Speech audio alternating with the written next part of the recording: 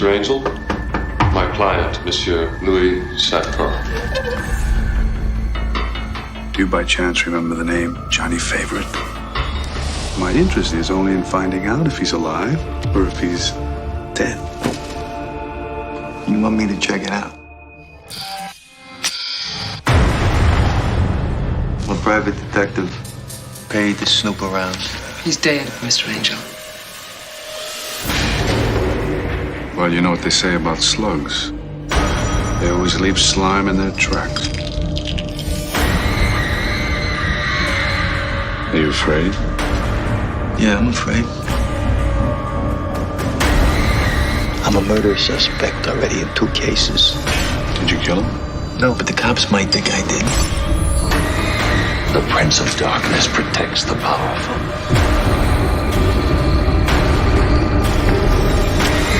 The egg is the symbol of the soul. Did you know that?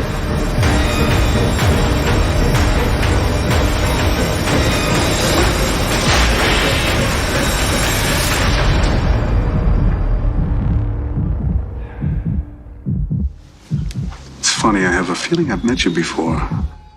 Joe, your new picture, Angel Heart from TriStar, a brilliant picture that really conveys creeps subtly without kind of, you're going more for montage rather than monsters, and it works beautifully. In terms of putting the picture together, you adapted the Horsberg novel. What was the process involved?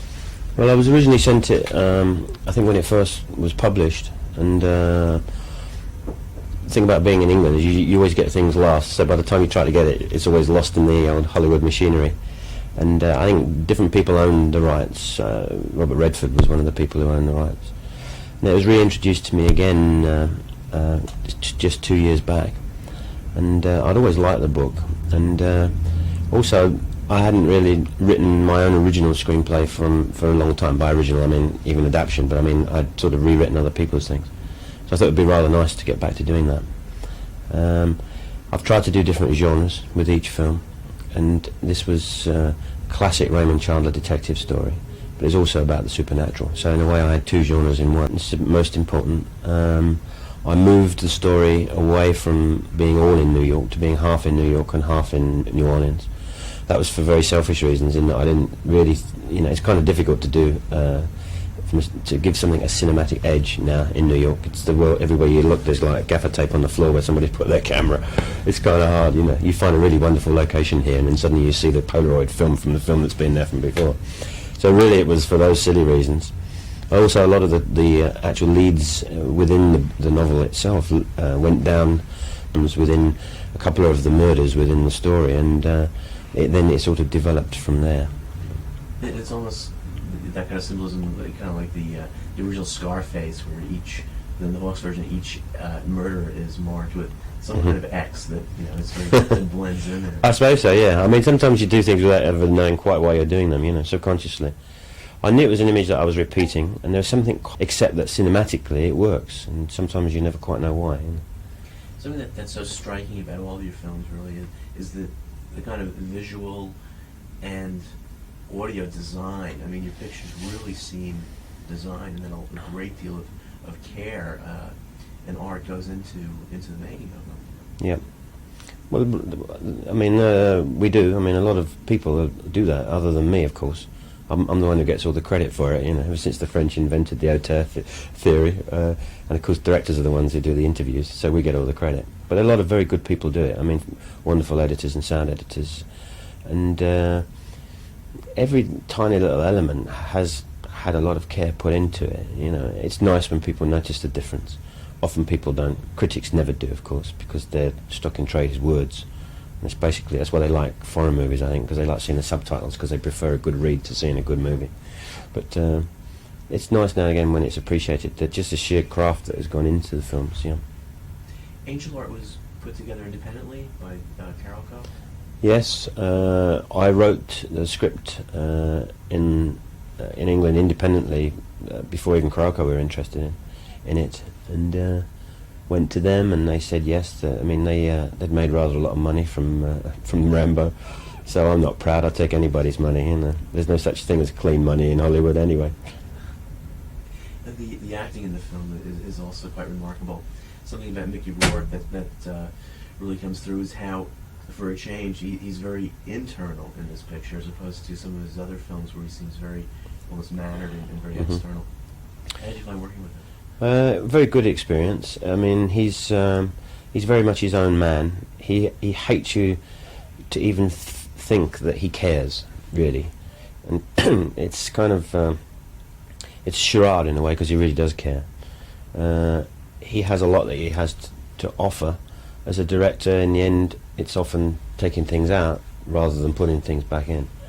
And no director can actually can create a performance. All you can do is to provide an atmosphere, an environment, excuse me, where the actor can be of their best, really. And I think that's all I did for him, was for him to trust us and everybody around, whoever that might be, the whole crew, to really do as well as he could do.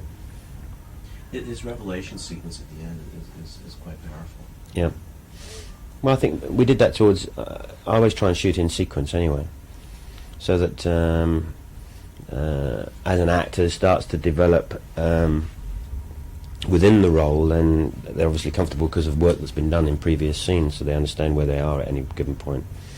And we did that right at the end. And I think he was quite confident about the work that he'd done, particularly the scenes that he'd done with Robert De Niro.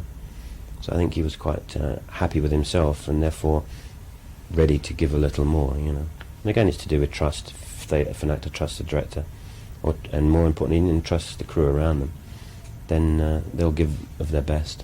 In the end, as I say, the actor does it, not the director. All the director says is action and cut, and one more time. Well, Robert De Niro plays Louis Cypher, the Lucifer character. His makeup, the nails, every kind of detail is there.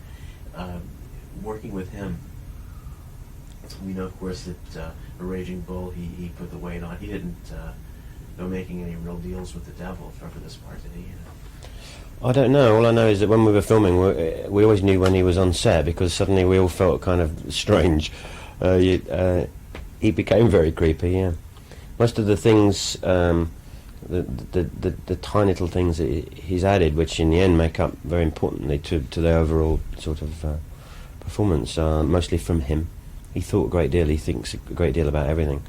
Before he'd even said yes, he went through every single line very thoroughly with me, and every single idea that he had from the point of view of the character. It's very hard to get inside that particular character in the same way as it would be to get inside Jake LaMotta, for instance. But as I say, we always knew when he was around. Everybody said, Bob's here, and you turn around and there he was there, yeah. His beard, it seems to be kind of a Scorsese mold. Yeah, maybe that's how he sees the devil, I don't know. Did he do the picture after the mission? Was that chronological? Yeah, yeah. The scenes between Mickey Rourke and Lisa Bonet, the sex scenes, have aroused a great deal of controversy. What's the latest on that? We had an appeal last week which we won 6-5, that it should be an R and not an X. But apparently you need 2/3 majority to overturn their original X decision.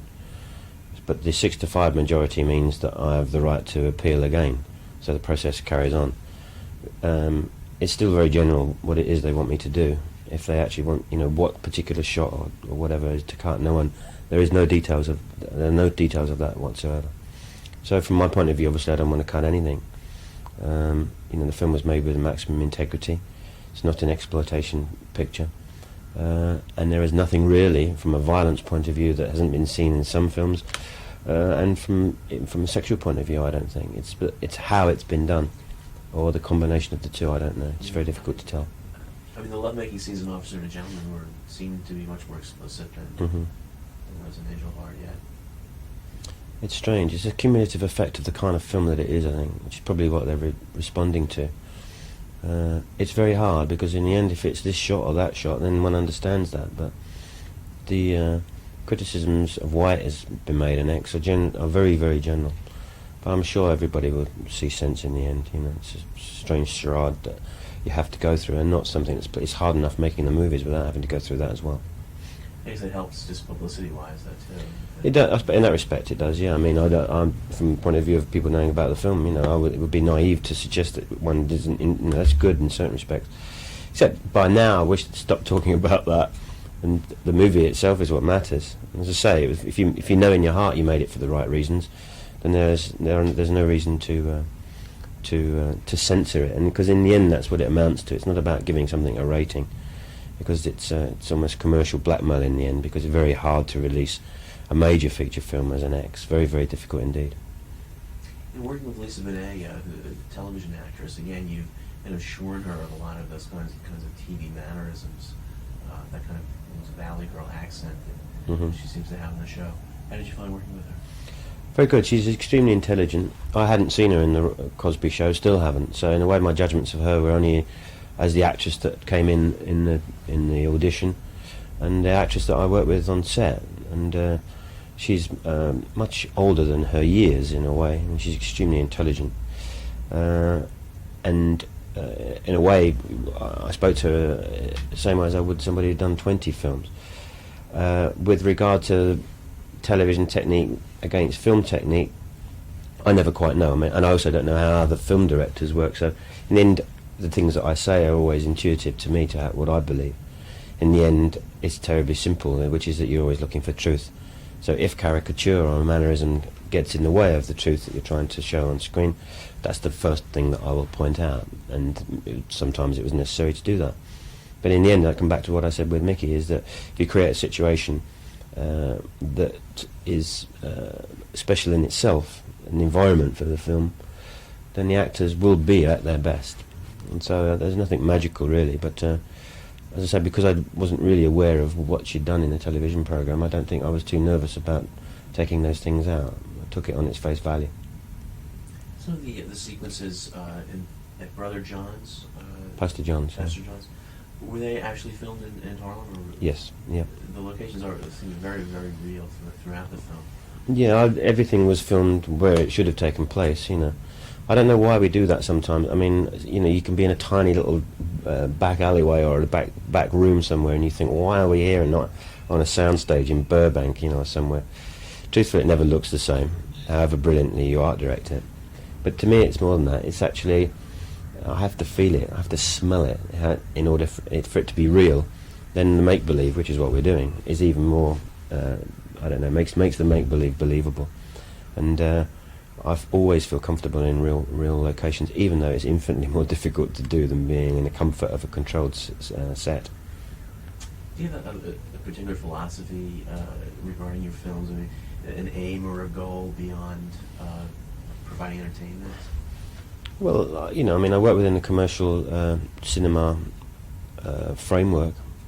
I want my films to be seen by the maximum number of people. I don't want them to be seen by film critics and 6 intellectuals at a Cinematech. That doesn't interest me. By the same token, I want to say more than just, you know, sit there and laugh and whatever. You want the film to stay with people afterwards. There are images in our films that you remember when you leave the cinema, and maybe you remember for further than that, or longer than that. I think that I tried to have something which is a cinematic experience, which is not just another movie. Sometimes I succeed, sometimes I don't succeed, but I always try for it. It just seems to me the greatest crime is to make just another movie, you know. You work with Alan Marshall, producer. What's your relationship like, producer-director? Well, we've worked together for 20 years, and as I have with my cinematographer and my production designer and editor. And if I film in England, I mean, it's many other people actually within the crew, and I'm comfortable with all those people. It's nice to make films with people that you know to be the best at what they do, but also those people are also your friends. Often we're away from home, and you need that kind of support. When they're that close, I've always thought that film directing is a crash course in megalomania anyway. And it's hard because everybody looks at you and you have to get it right every time. Of course you don't. The trick is to appear to be getting it right, you know. So it's nice to have around you people who are able to say things to you that you might not accept from other people. And with regard to Alan Marshall, he's so good as a producer, I believe.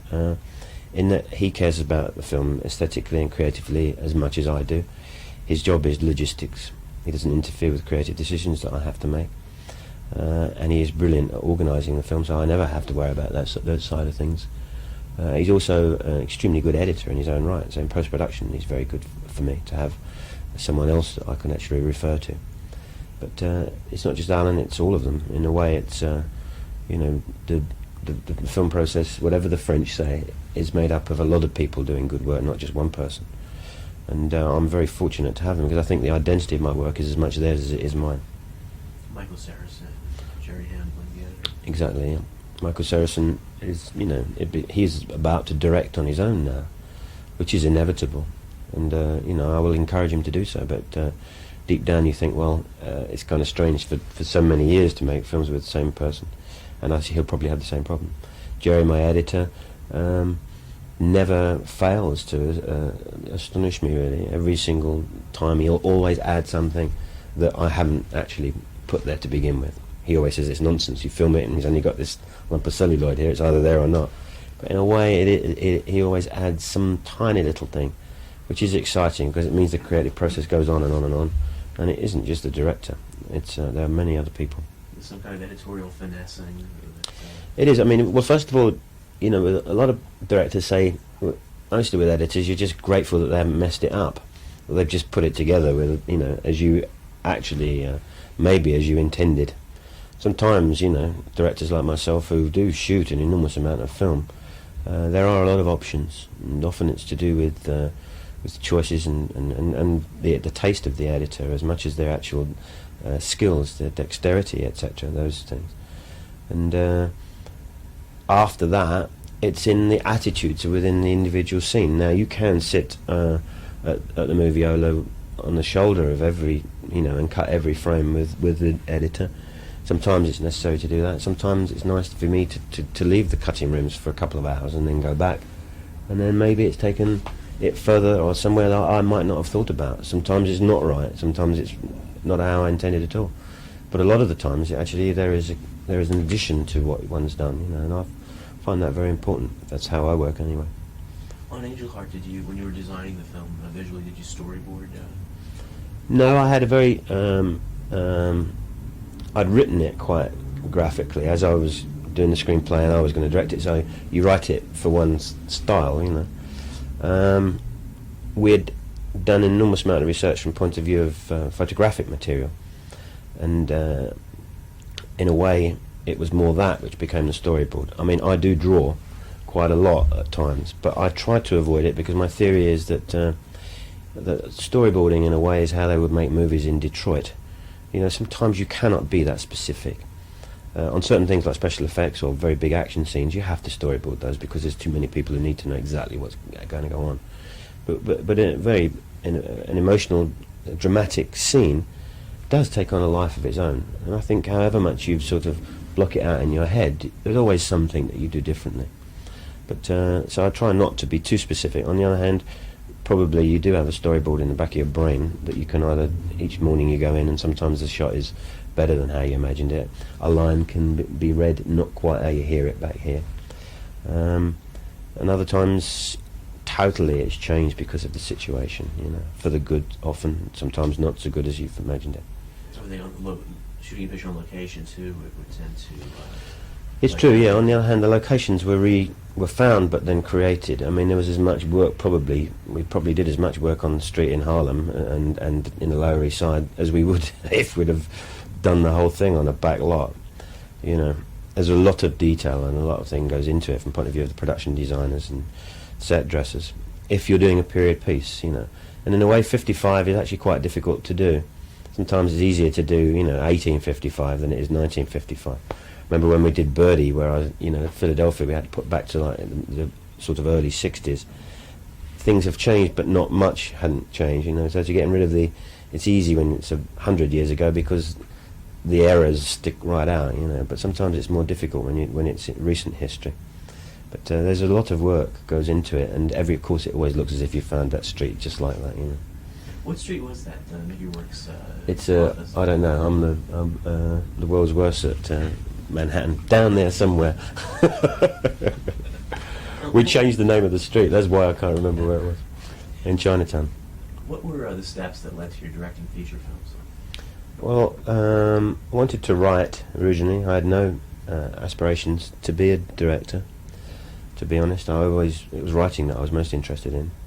I grew up in England, came from a working class background in London, which makes it quite difficult with the very rigid English class system, which I won't bore you with. But I didn't go to university. And what I did do is to get into advertising. And the important thing about advertising in England is that it's very egalitarian. So if you've got a few lines that are quite bright, they'll let you do it. And I was fortunate enough to be able to start as a copywriter. It was the early days of television commercials in England. They'd just begun. And you'd either fly over some American director, or you'd get rotten commercials. So we thought somebody gave us some money to experiment in the basement of the advertising agency where I worked, and with a 16mm camera, and we just did lots and lots of commercials. And suddenly, there was somebody who could work a spectral light meter, somebody could work a Nagra tape recorder, somebody could operate the camera, somebody could do something else. I was actually the only one who couldn't do anything. So I said, what shall I do? And they said, well, you better say action. So because everybody knows that's the easiest job. So I said action and cut, and then suddenly I was the director. But it sounds kind of a glib story, but it's perfectly true. And this was, you started working with Michael Saracen around this time? Yeah, with Michael Saracen. Also in the same advertising agency was David Putnam. And David said to me one day, let's try and get into films. And I said, don't be ridiculous. So he said, write a screenplay, which I did, and it was his first film and my first film. And this was before Bugsy Malone, actually. This is another film, which we don't have on our resumes, thank God. And although you're looking up here, you've probably got it here. You might be the only people who've got it. How did Bugsy Malone come to be? Pragmatic exercise, really. Most of the things that I'd written at that point were parochial, about me growing up in England, in London, about things that I understood, and they kept coming back with a rubber stamp on it saying parochial, which was kind of irritating. It was a very depressed period of filmmaking in England. Yet another depressed period of filmmaking in England to go with the entire history of filmmaking in England. And so I didn't really know anything about making American subjects, so what I did know about a little was American movies. So Bugsy really was a parody of the American gangster film and the American musical. And I'd worked a lot with kids, and I had 4 very young children of my own at the time. And when you do have young children like that, you're very sensitive to the kind of material that's available for them. This was pre-Star Wars and Raiders, and the only kind of movies that they could see were Walt Disney movies, and you always knew a Walt Disney movie then because you knew when the adults were in the audience, because the adults were at an angle because they were all asleep. And so I thought it might be nice to make a film that the kids could enjoy, and also the parents who had to take them. But really, to be absolutely honest, it was a pragmatic exercise to break into American film. Paramount picked that up? Yes, it was financed in England, but Paramount picked it up for distribution here, yes. And then what led to the making of Midnight Express, again with David Putnam? David had taken a job in Los Angeles for a company called Casablanca. Almost simultaneously, I'd come over here. They wanted me to do a thing called The Wiz, which I think Sidney Lumet eventually did, and I didn't like it very much. But I was walking back along Fifth Avenue, and somebody came out of Columbia Pictures and said, they had this manuscript of a book, and would I like to read it, which was Midnight Express. And I read it on the plane going home, and then I spoke to David quite independently. He said he was taking this job with Casablanca, and it turned out that Casablanca were the company that owned the book. So he said, well, if you do the film, then I'll take the job. So it worked very well. And I wanted to do something that was different to Bugsy Malone. I wanted to do something that showed the other side of me, because I didn't want to be put into a pigeonhole, really, of what kind of director that I was. And so it was a definite reaction to doing that. At what point did Oliver Stone come into the script? Oliver had been employed by Casablanca, and he came to England, and he sat in the back office of our offices in London, typing away. Every so often we would send in, sandwiches and beer, and at the end of it, out came a screenplay, which was a fantastic screenplay. I mean, it was a terrific job he did. shooting in Malta, particularly at that point in time, I guess there before really many crews were going there. It was quite difficult. We really only chose Malta because I was looking for a prison. I mean, we'd gone to Italy and to Israel and North Africa and all over looking for prisons. We had found this old fort in Malta, which was exactly right, and it was a combination of two locations actually, because there are in fact two prisons within the film. Although as I had combined more than one prison in the real story, there's more than one prison, but in the film it looks like it's one prison, but there's two halves of it because he does go into Section 13 or the insane part, and that was a different location. But they were both there, not far from one another, 100 yards from one another, and it was very convenient. It was Malta, English-speaking place, which was easy. Obviously, I wasn't going to be allowed to make it in Istanbul, although I'd been there a few times, and I had to do a second unit shot. Not a lot of people know this, but of a car which had to intercut. Right at the very beginning of the film, it had to intercut with something that I'd shot in Malta, but I needed a shot of the car going over the bridge. I think it's called the Galati Bridge. I'm not sure if it's Galati. Maybe that's an ice cream. But Hugh Hudson did that for me before he directed a film. But he never wanted any credit for it because he thought that if the studios thought that he was doing second unit, that he might never get a movie. But now I think he's done enough for me to own up to the fact that he did that shot. The Wall was, again, a complete about-face from Midnight Express. Yep. After the picture, of course, you probably had your pick of projects, I would think. After Midnight Express? Yeah. I did Fame immediately after Midnight Express. Again, that was a reaction to doing something very, very dramatic and serious, although Fame has its serious side. But it was the music. I wanted to do something with music again. And then after that, I did Shoot the Moon, which was, personal story. I said it's the first grown-up film that I'd done. And The Wall, really, again, was... I'd done 2 American films, and I'd gone back to England, and I found England very angry place, a very violent place, and I'd always liked the music, and in a way I tried to put a lot of that anger into the film. I think looking back on it, it's almost too angry now as a film, and I'm very proud of it technically, creatively, but in a way it was Roger Waters who wrote the original music. He was screaming when he did the music, and I think I was screaming when I made the movie. So it's a strange experience looking back on it. You're talking here, you realize almost all your films have been done on locations like Malta, Shoot the Moon, Marin County, Birdie, Philadelphia. Again, really, adding a great deal of reality to the proceedings. Yeah, it would be a lot more convenient to shoot in the studio, but I don't know. I've never been able to overcome the phoniness of a studio situation. It's very nice to be able to film. I mean, I did a lot of The Wall. We did do at Pinewood Studios. It's nice to have that kind of control. It's more comfortable and more civilized as a filmmaking process, but in a way that might be it. There's something about the sort of masochism of being in some horrible street in Philadelphia that makes you feel the film a little more. It's not all make-believe. I personally can't do it that way. I have to be in the place before I can feel that what we have is truth, and that's what you're generally looking for.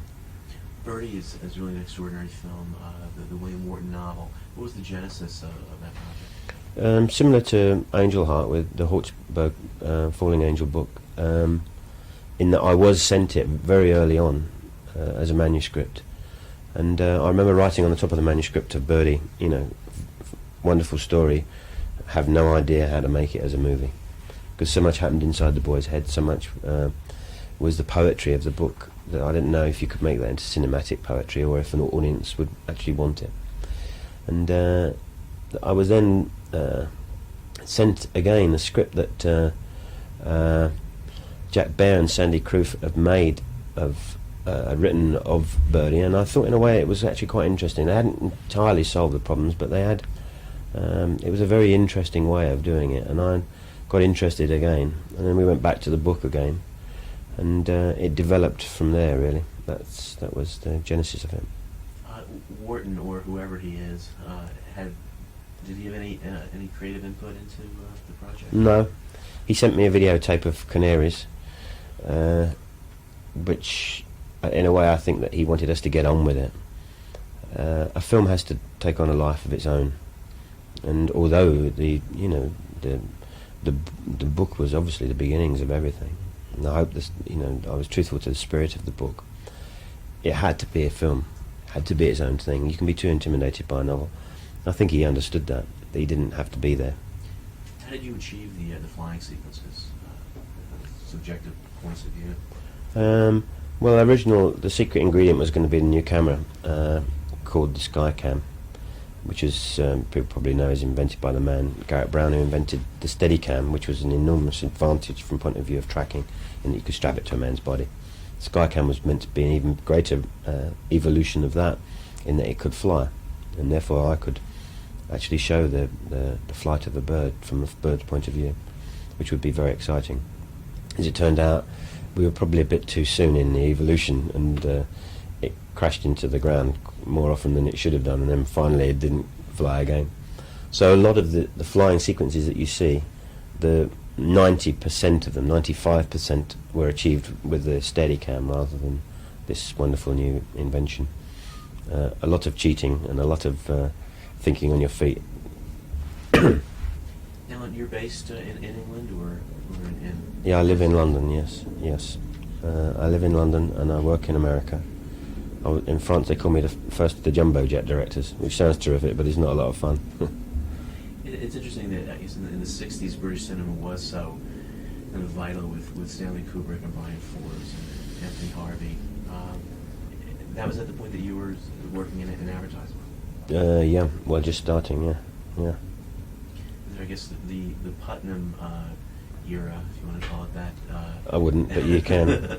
It's really seemed to revitalize things, and yeah, well, I mean, I don't think it's been very different actually through the years. Individuals have come along. What Putnam was, which was that we actually, up to that point, we'd actually generated, whatever the word is, many wonderful directors, I think, and always have from the beginning of film. What we've not ever done is no one ever wanted to be a producer, mainly because in England that's kind of a rotten thing to do. Putnam was the first one who was smart enough to actually think, well, actually you could be a producer, and you could also have creative integrity about being a producer, and you didn't have to just have a big posh car and a cigar. But I think that from the point of view of the directors have always been there. We also, in a way, it's not often made clear, is that because of the strength of our television, which is very good, certainly compared with American television, a lot of the good people go into television, particularly people who have political point of view to make. It's very hard to make a political film, a truly left-wing political film, for instance, within the Hollywood system. It would be almost impossible, I would think. And I think that there are a lot of very talented directors in England who do not want to go into the Hollywood system. That doesn't mean to say they can't work on film. They do work on film, all right. It's 16mm film, but it's still film. In any other country in the world it would be called film because they'd see it in the movies. But it's on television. So and I think that that's always been the backbone of what's happened in England. Do you think you'll do another picture with David Putnam now that he's at Columbia? Should do. I mean, I'm stupid not to take advantage of him being there. Because he's my friend, I actually value the friendship greatly. And one of the reasons that we've stayed friends is that we haven't really worked with one another, not since 78 or whenever it is. We haven't really ever agreed on anything, which is probably why we're friends as well. So I don't know. Maybe one day. What's your next project? Something that gets me a PG rating. For Disney. I don't know about that. Well, Alan, best of luck with Angel Heart, and we'll look forward to seeing it in the theaters. Thank you very much.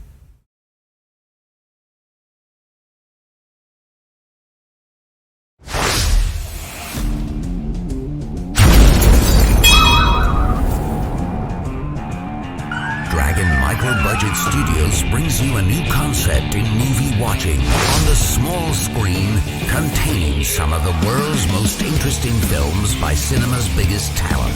which will be shown and added to on a monthly basis. As a subscriber, you will be able to receive free stuff and learn from the various tutorials and equipment reviews that will be uploaded at Dragon.